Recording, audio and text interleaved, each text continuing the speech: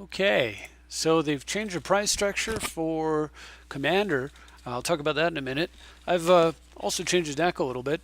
I have this is what I was using to go 5L, but what I'm actually adjusted to, I'll show you in just a minute. So one change is Cephalid Coliseum is now 4 islands. I think I like 4 islands for tax a little better.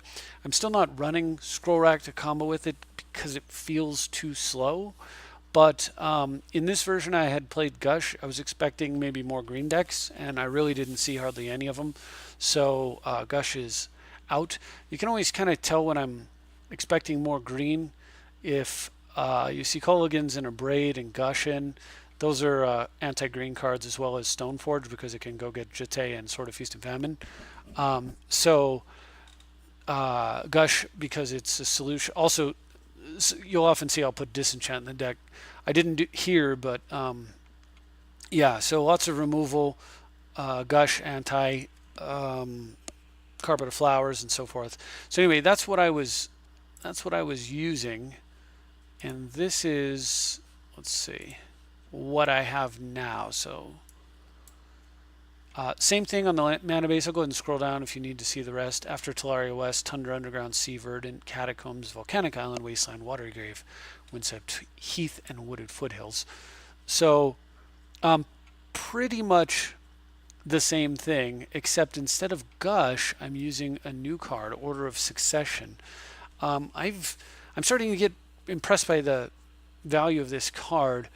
The fact that if you have no creatures in play, this card is just a control magic that they don't get the card back. Like there's no way to disenchant it.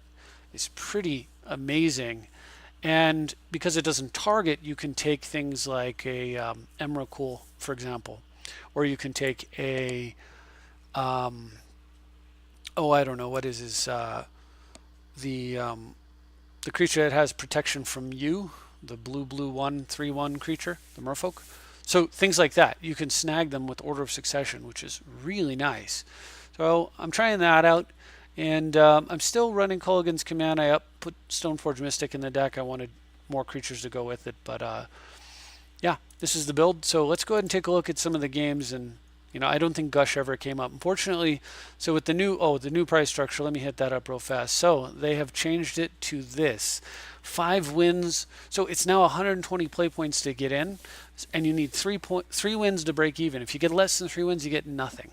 But if you get 3 wins, you'll pick up 1 free treasure chest booster and get all your points back. At 4 wins, you get 50% of the points you invested over and above the 120. So you get 180, so you get 60 extra, which means 4 winners, and you'll have doubled your play points. You also get 8 treasure chest boosters and 1 mox. I don't really know what those are for. And then lastly, if you get 5 wins, you get the considerable 180 play points, but also 3 mox of whatever that value is, and 16 treasure chest boosters, which is pretty doggone good. So higher top end, but more risk, more reward is basically the way they've changed the format. And unfortunately, what that's done is the active player count, I haven't seen it go above, 35 all day today. It's been really kind of awful. Look at this, very small handful of people who've won. I just started today, got my first win. But it's just active players is really bad. So as a result, I end up playing the same guy 3 times here. So I have to apologize in advance for that, but it is what it is. Those are the games I had, and they were challenging, as you'll see. Budakov here is running the still not fixed partner mechanic, I believe. Let's see. No, I am mistaken. He's running the Leovold, which I think is actually a fair mechanic. And I have a fantastic hand here in this first game. First turn land tax going second, and a Jace to start feeding. I can feed cards with the Jace. And look at this wonderful turn too. I get to grab a bunch of cards, play a Talisman and Vampiric Tutor. This looks really good. And I did forget to mention that I have, as you can see, finally managed to get enough tickets to get myself a Jace. So my opponent reanimates a Oracle but misses a land drop and does not find one on the top. And with that, I am going to Vampiric Tutor and sweep his board. And I believe my opponent pretty much knows what's coming, and he just gives up. Because he missed a land drop, he's going to get swept. His top card is almost useless. He's not going to hit his Leovold drop. And then after that, of course, I'm going to, well, he doesn't know it, but the combination of Jace and Demonic means I get the Demonic Tutor on the next turn, Wasteland him, putting him even further in the hole, and then play Jace so that I can set up for a recursion on a tutor in order to go get Crucible. Alternately, I suppose I could have just cycled Talaria West into Wasteland next turn, not played Jace, and then followed up by land, Demonic, and Jace. That might have been good too. So either way, my opponent packs it in real quick and then jumps right back into the queue. I sit for about 15 minutes or something crazy and finally get round 2 started, and it's the same guy. So here we go. I don't know why I thought he was playing the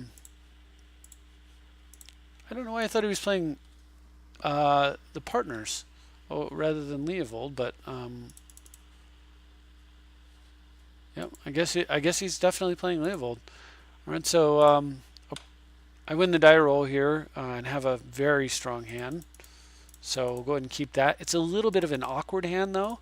I actually have to imprint my white mana. Oh, pardon me for the yawning.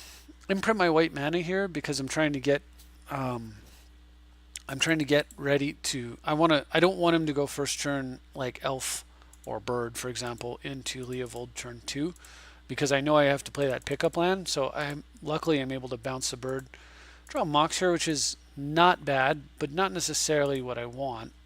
Impulse into a Demonic Tutor over Force of Will, and pass. My opponent has Verdant. I saw that sack effect appear, and I was like, oh no, not Wasteland. Well, still get a good play though. Birds of Paradise Arbor Elf is strong.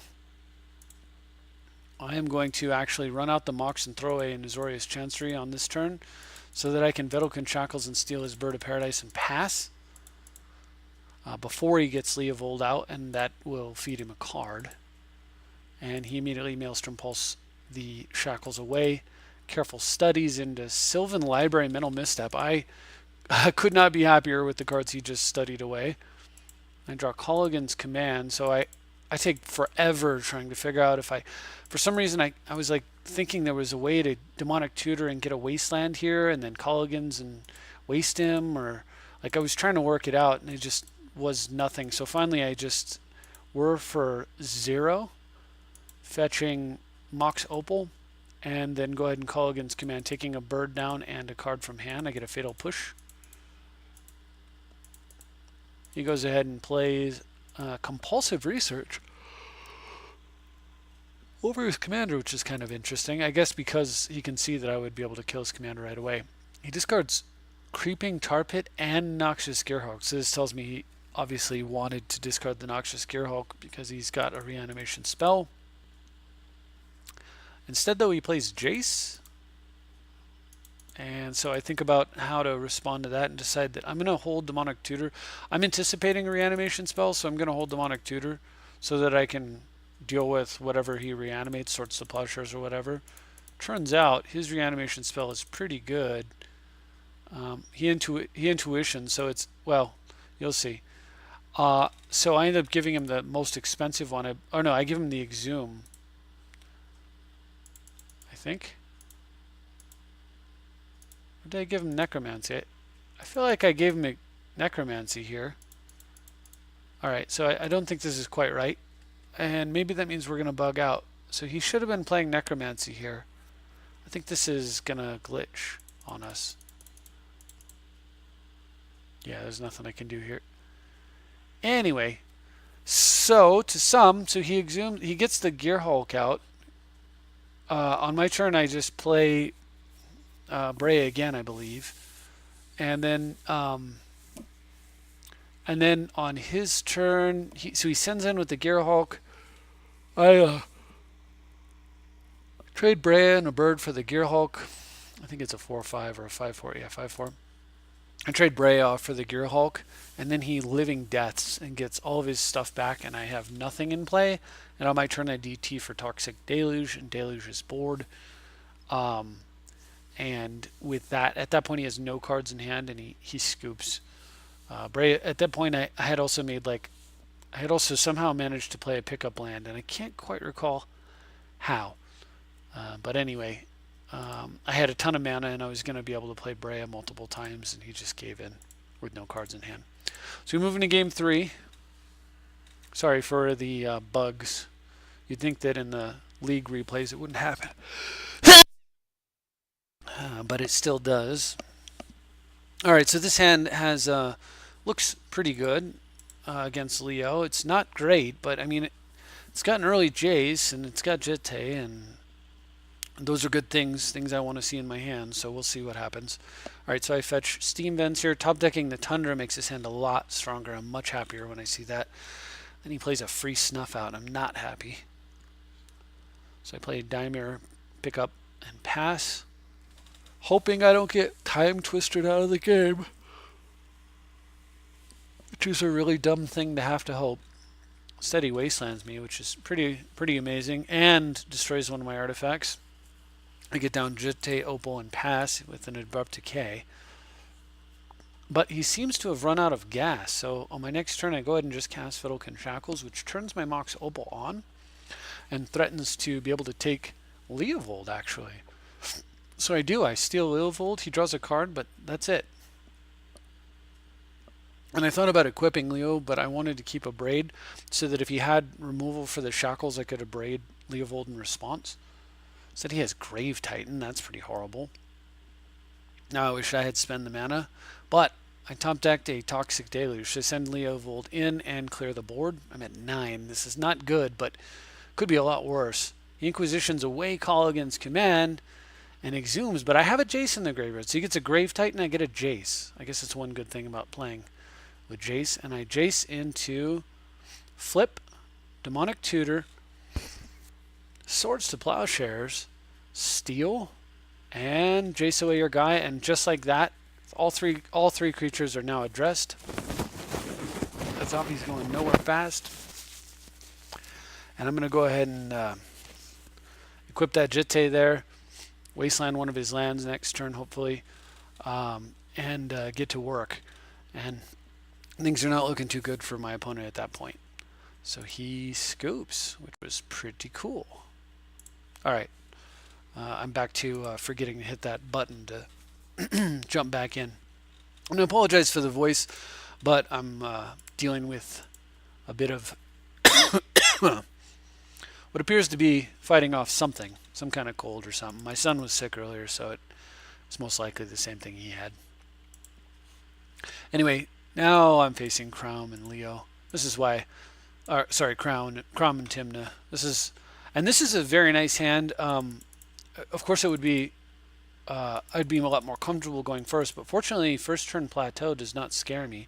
And I top deck a As Foretold, and I've got City of Traders plus a Boiler Works. Whenever you have that combo, it's always excellent, and you want cards that you can use to cheat with City of Traders and then pick up and cheat later. So As Foretold was a perfect draw right there. So I'm just hoping right now he just like runs out of Signet or something, plays like Night's Whisper or something I can target. And he does. Smuggler's Copter, not a creature till it gets crewed. We're going to Spell Pierce that and prevent that from happening. And so City of Traders, As Foretold, is looking real good. Now I can Mystical Tutor during upkeep off the As Foretold and respond to most anything he does if necessary. Unfortunately, what he does is vindicates it. So, alright, so that slows me down a bit, but I do get to get the Signet down and then pick up the city. Again, when you have City of Traders in a pickup land, play the pickup land, and just remember the rule, always click city. If you remember that rule, you're good. So you play the pickup land, it asks you which land you want to pick up, click the city, then it says what order do you want to stack your effects, click the City of Traders effect. As long as you always click city, you're all set. Alright. So now I'm in a great spot because if he wants to go ahead and cast Timna, fine, he can cast Timna, but then I get a follow with my commander, and I'm looking pretty solid. The problem, of course, though, is that I have four cards, four relatively dead cards in hand, and a Mystical Tutor is just not so great right now. But what I'm going to do to try to make up some of this card disadvantage is go get a Teachings, play a land, and pass. I've got 6 mana, or 2, 3, 4, 5 mana rather, so I can Mystical Teachings for spell Snare if I need to, or I could go get Daze, for example. So I have some defenses here. My opponent inexplicably cycles Miscalculation. He must have mana problems, because why would you not miscalculate a Mystical Tutor? I guess he didn't want to tap out. He doesn't actually know that my hand is dead, so it must be why.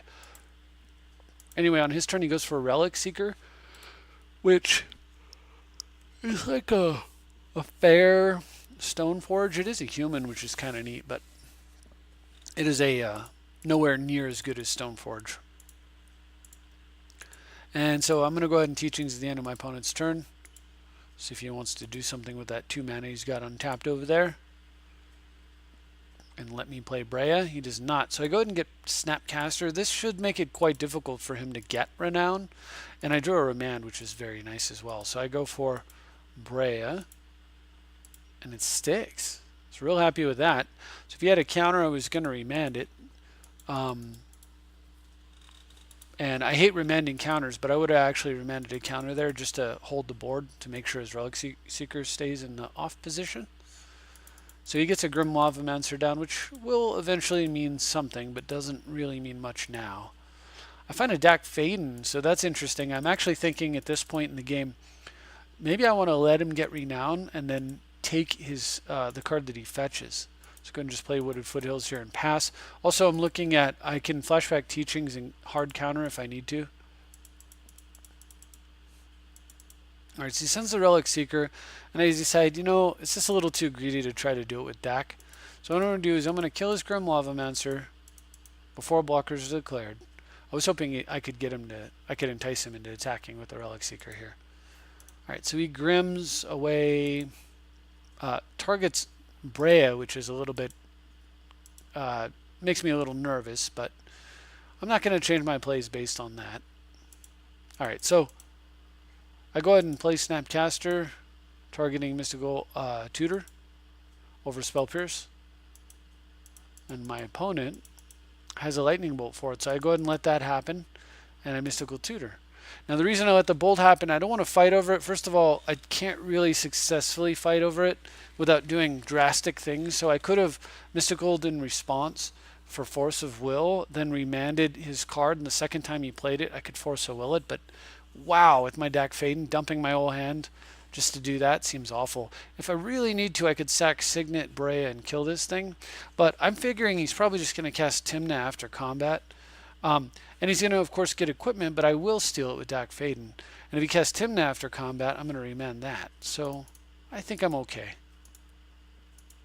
Alright, so he renowns into Umezawa's Jetea, if I recall correctly. Let's find out. Yeah, Umezawa's Jetea, and then after combat plays a Liliana of the Veil. Well, I definitely don't want that on the table, so we'll go ahead and go for hand on this one. Unfortunately, however, he's got the Daze. I can't pay for that, so Liliana gets down, and he just kills Breya, interestingly enough. I was much more worried about him going after hand, because it can easily replay Breya here. I've got the City of Traders. He knows I have it, because I picked it up earlier, but okay. So we'll go and just play Breya, and immediately sack, I believe, or am I going to whir? I'm going to whir. So I have him in a really tight spot here. I'm obviously going to lose Dak Faden, but what good's a Jitte going to do without any mana to use it? So I decide I'm going to just go get Winter Orb. And he makes me discard Dak Faden on his turn, throwing away a Misty Rainforest, leaving him with exactly a Jitte in his hand, which he then plays. Unfortunately for him, 1 mana short to equip it. I go ahead and send at Liliana and face with Breya. He takes it all. I play Talisman and pass. He untaps the land and attempts to equip. Strangely enough, I'm going to kill that.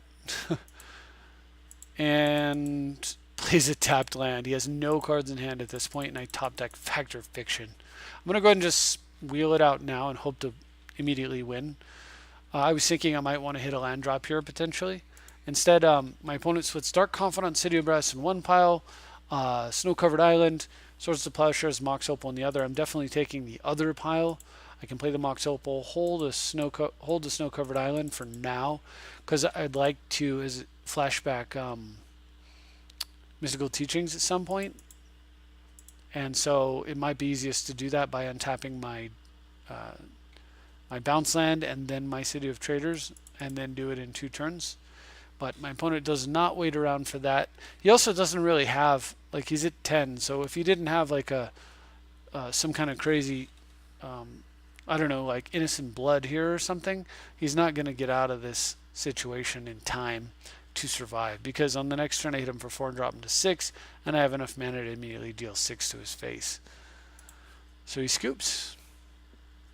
And we go to round 5 with Izars playing, I don't know what. We'll find out. Don't remember. What was he playing? Oh, Tymna and Crom. Something different. Just Tymna and Crom all the time. Alright, so this is a hand that develops slightly awkwardly but has tons of potential, so I'm going to go ahead and keep it. So turn 1 I just fetch, and turn 2 I play Sword of Feast and Famine right away. And it sticks, which is awesome. Now I just want to draw a white for Palace Jailer, and from there I think I've got the game won. Opponent plays a turn 2 Glint Sieve Siphoner, which could be annoying in the sense it's going to get my opponent extra cards. And I still didn't draw what I needed for Palace Jailer. So I was thinking about possibly not doing anything about that guy, and then like doing some kind of shenanigans with Snapcaster, and then I decided it's just not worth. It's not worth taking any chances. Let's just Vindicate him and drive on. Much as I want to Vindicate a command tower there. When there's a Wasteland, takes out Ancient Tomb, which is smart. And plays Meddling Mage, naming Breya. That's frustrating. Alright. True counterspell. And I had a really tough time on this turn. I'm trying to figure, like, what do you do here? Like, this hand is so awkward. If I let him hit me with Meddling Mage, then he can play Tymna, he can play Tymna, hit me with Mage, and draw a card. If I throw out Snapcaster, I've lost the element of surprise and the element of recursion on Vindicate. And if I Enlighten Tutor, then he can definitely hit me with the Mage and play Tymna and draw. I don't know what the right answer is here. I decide the answer is going to have to be Enlighten Tutor. Because I do need to play the Daimler Aqueduct. And I need to develop. So my opponent swings in with Meddling Mage and does nothing. I don't understand it, but I like it. So the card I fetched was Winter Orb. When you're losing to cards, try to recover by attacking mana. So I went for that. And then because my opponent hasn't tapped anything, though, and I have a counterspell, I decided to wait.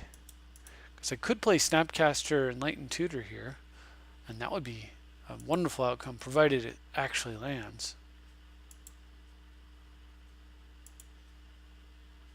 So my opponent goes for Sword of Feast and Famine, which is bad news, because it'll make his guy too big for Snapcaster to deal with, so I decided to try to counterspell it, and then he Spell Pierces it. I have one floating. I don't think he realized that this Daimler Aqueduct was not a dual land, it's a bounce land.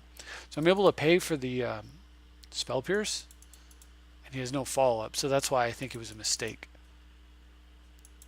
Alright, Verdant Catacombs was finally what I needed to draw. Some good luck. So go ahead and get Scrub land and slam the Winter Orb down. Even though it doesn't seem like it makes a ton of sense, I do have Snapcaster to trade with Meddling Mage, and then from there I can take over pretty quick. My opponent goes for... I'm like, yes, definitely tap out. Ah ha ha. He taps out for a Dark Confidant. Alright. So this is real easy here if I had Swords to Plowshares in the graveyard, but I don't. However, I may want to snap and Enlighten Tutor. The question is how, what, why. So I decided to let the Meddling Mage through and just cast Snapcaster at the end of his turn, and then tutor for okay, Umezawa's Jitte, because Umezawa's Jitte will give me, it'll give me an answer to both of his whole board. And I didn't want to. I realized I didn't want to trade Snapcaster for Meddling Mage. I'd rather set up for Sword, because Sword under an Orb is just devastating. Between them not getting to really get any cards running, and also the fact that I'd be hitting him for 4, he's got a Confidant out and an Ancient Tomb, so that's going to add up a lot. And lastly, the mana return for me was just too much, so that's why I didn't trade with him. So I snagged a Fatal Push there, which is pretty good. And I have a very nice follow-up with Palace Jailer. So let's do it. Down comes Palace Jailer, and my opponent finally scoops. So I was going to go ahead and Jailer the Confidant there. He gets no additional cards. I start drawing 2 per turn with Jailer to block the Meddling Mage if necessary, and if not, I get to Umezawa's Jitte them. And knowing that, my opponent scoops it up. So hopefully you enjoyed those games. It was probably not the most exciting set, but I thought it was at least somewhat interesting. And let's go ahead and crack these booster packs. Open all. Yes, indeed, I would like to open them all. Something good, please. It's going to take a moment. That's a lot of cards to open. 128. Ooh, Masterwork Chrome Mox is good. 85 points I need. Still not even enough for a single entry into the event, though. Masterwork Chrome Mox, hopefully worth something. It's actually a nice looking card. Angel of Thune, I think that is. Archangel of Thune, Hellcarver, some other junk. Domestication, yeah, these mostly look like junk. Let's go ahead and scroll down. So it looks like one really good card and lots of junk. And I suppose that's good. I don't really know what the value of that is. So if the value's high, then I'll be happy, but otherwise, that's a pretty lame pack overall, unless the Chrome Mox turns out to be worth something. So anyway, that's it. I hope you had fun. I'm very much looking forward to the next set. Still not out yet, but once it's here, we'll continue to make changes. I have at least built up some tickets from the wins, and after having gotten my Jace, like I said, I still have enough left over to where I think I can pick up the majority of cards I'd be looking for from the new set. So we'll just dive right into it once it's ready and available. And that's all I have. Thank you very much for watching. I'll see you next time.